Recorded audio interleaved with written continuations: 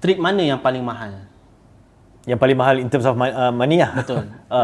Terpaksa Europe membelanjakan yang Europe mahal. lah. Europe. Mahalnya dekat makan ke dekat semua. basikal, kemah masih sama lah kan? Semua. Okey. Masa dekat contoh masa saya dekat negara paling mahal yang saya pernah, antara yang saya pernah pergi adalah Norway.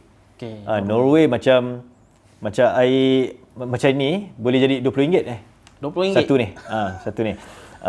Di kedai-kedai runcit biasa. Kedai-kedai biasa. Ya. Okey. Dia memang mahal. Rakyat dia orang boleh afford boleh afford pasal dia orang pun gaji tinggi. Okay. Gaji tinggi. Tapi walaupun dia orang gaji tinggi, dia orang macam biasa je. Disebabkan semua sana semua benda mahal. Harga mahal lah. Semua benda mahal. So masa saya dekat sana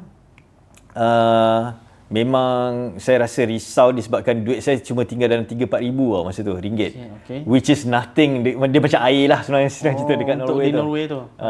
Tapi nasib baik pada masa tu sponsor start masuk.